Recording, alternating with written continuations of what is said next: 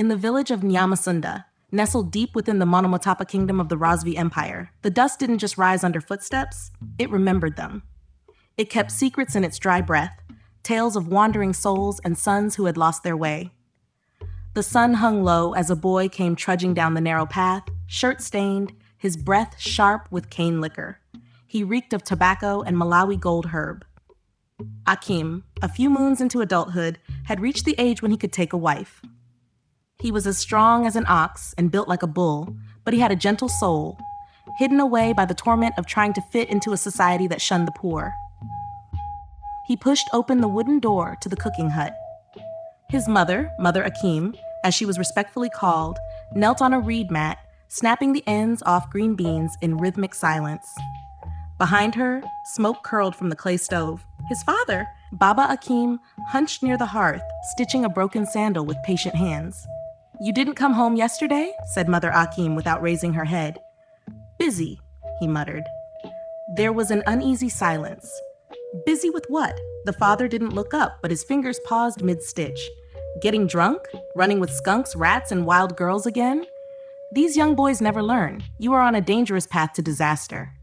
"Shut up, old man. You failed to make a fortune like your age mates with titles. What will you leave me when you're gone? Nothing but filthy rags and bad luck."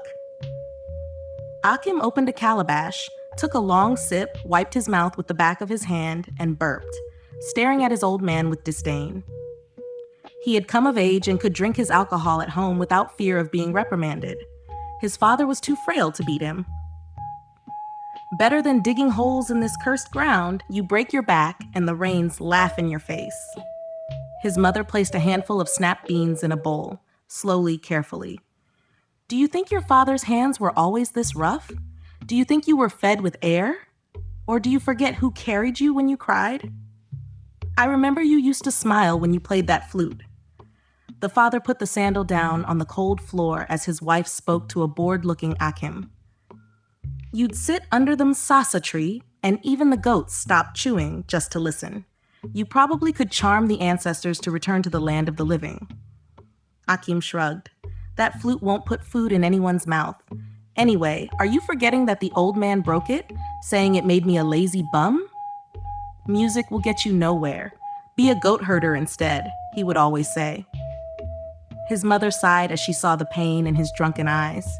"But it gave you peace, and people pay to feel peace." Akim turned and snapped at her. "I'm not a child dancing for praise anymore.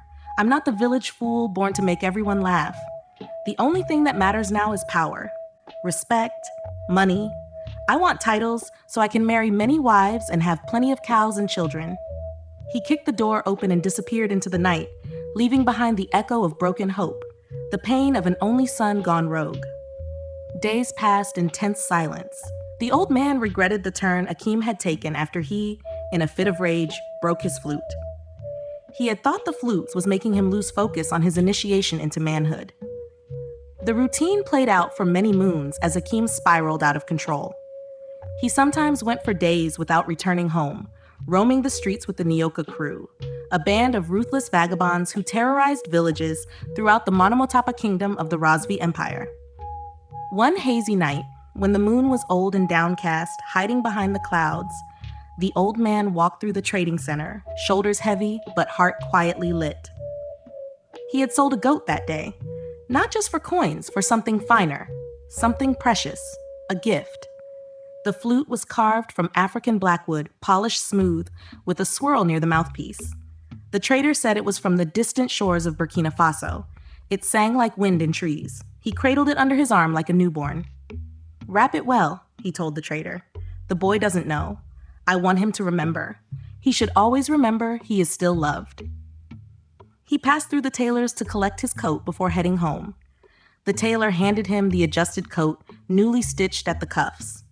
He placed the flute carefully inside, buttoned the coat, and began the slow walk home.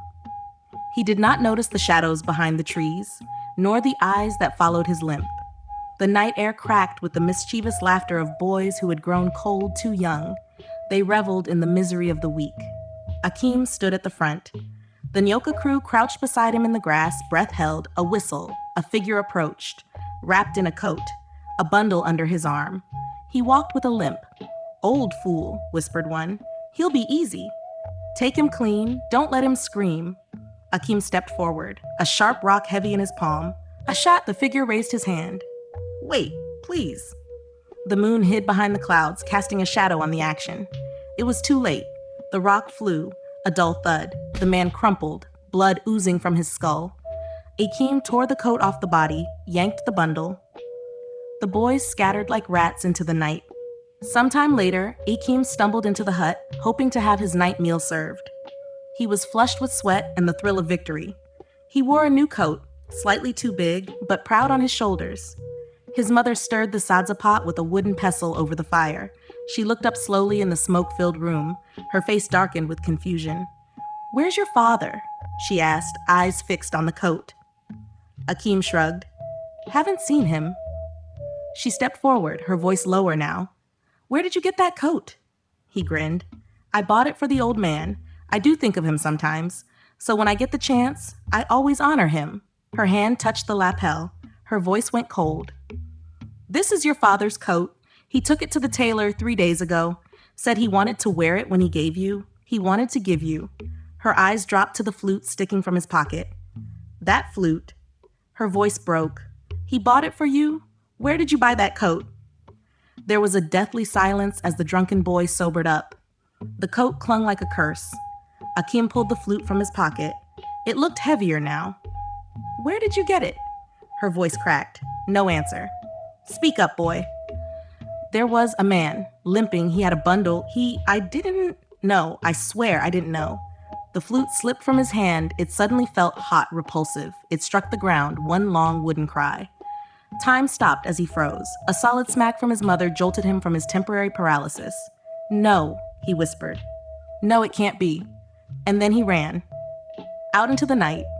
Past the cattle pens. Past the well. To the bush path. He had visions of vultures circling in the sky and jackals laughing like wretched witches. Back to the place of the ambush. The moon hung overhead. It had broken free from the clouds. He felt a cold chill. An eerie breeze blew over him. He saw a lone sandal, newly repaired, sticking out of the thick grass near the footpath. He dropped to his knees. He could hardly breathe. He felt faint and nauseous. He remembered the whisper, now an irritating echo in his ears. "Wait, please." And he remembered not waiting. And now he would never stop remembering.